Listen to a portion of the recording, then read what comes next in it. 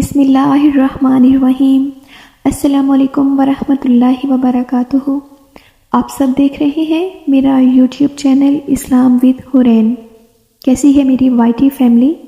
امید کرتی ہوں کہ آپ سب بالکل خیریت سے ہوں گے، اور میری دلی دعا ہے کہ اللہ پاک آپ سب کو خوش رکھیں اور آپ لوگ جہاں بھی ہیں آباد رہیں، آمین۔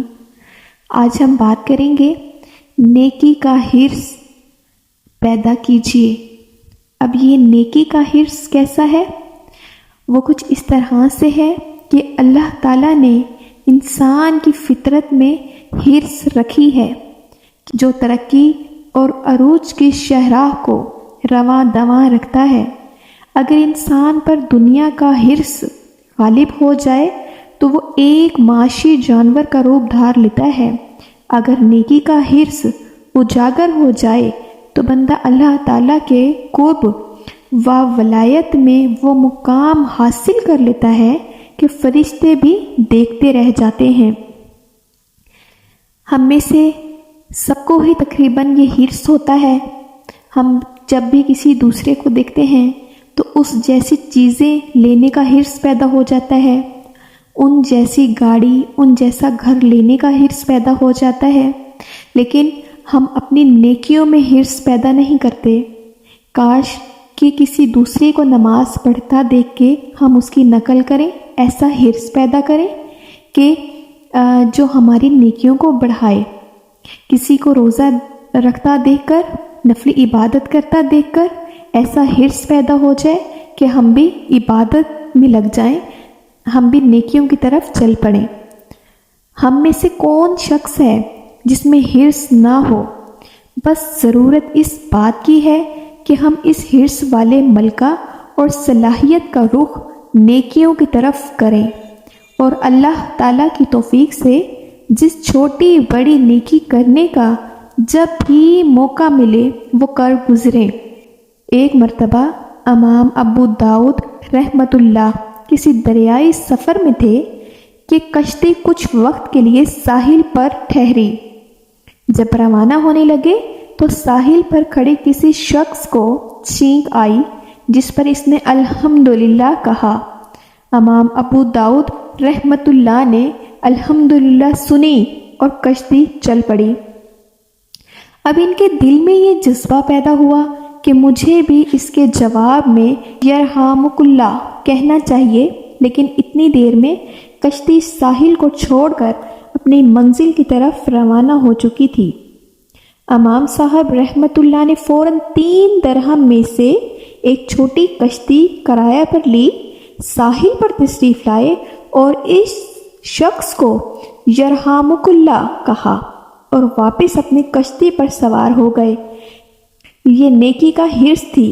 رات کو سوئے تو خواب میں کسی نے بشارت دی کہ اے ابو داؤد، آج تم نے 3 درہم کے بدلے جنت خرید لی۔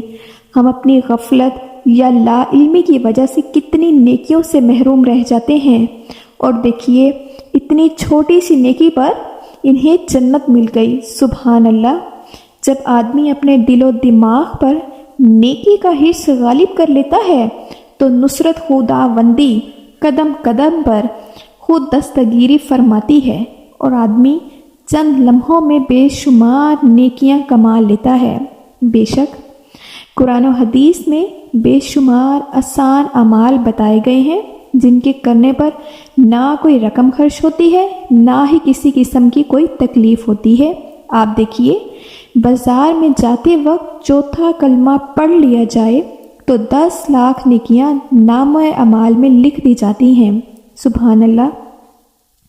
ایک حدیث میں فرمایا گیا ہے کہ جو شخص بستر پر لیٹے ہوئے 3 مرتبہ استغفر اللہ الذی لا الہ الا هو الحی القیوم واتوب الیہ پڑھے تو اللہ تعالیٰ اس کے تمام صغیرہ گناہ معاف فرما دیتے ہیں، اگرچہ وہ سمندر کے جھاگ کے برابر یا ریت کے ذرات کے برابر یا درختوں کے برابر یا درختوں کے پتوں کے برابر یا دنیا کے دنوں کے برابر یا دنیا کے دنوں کی تعداد کے برابر ہی کیوں نہ ہوں، تمام صغیرہ گناہ معاف فرما دیتے ہیں۔ سبحان اللہ! نبی کریم صلی اللہ علیہ وآلہ وسلم نے ہر مسلمان کو نیکی کا حریص بنانے کے لیے ارشاد فرمایا کہ کسی بھی نیکی کو حقیر نہ سمجھو۔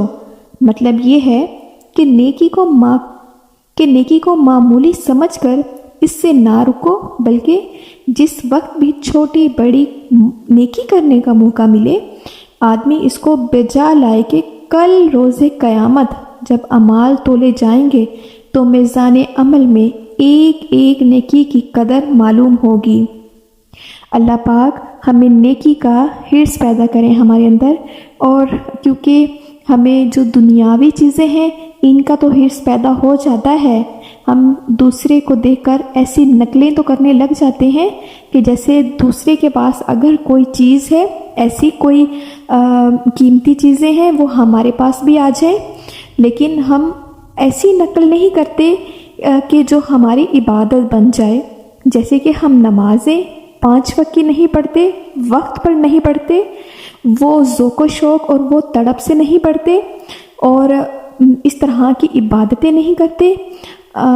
جب بھی وقت ملا تو پڑھ لی تسبیحات، اگر نہیں ملا تو ہم چھوڑ دیتے ہیں اور فکر تک نہیں کرتے۔ تو اللہ پاک ہمیں عبادتوں کا حرص پیدا فرمائے۔ آئیے ہم اپنی زندگی میں خود پر نیکی کا حرص غالب کریں۔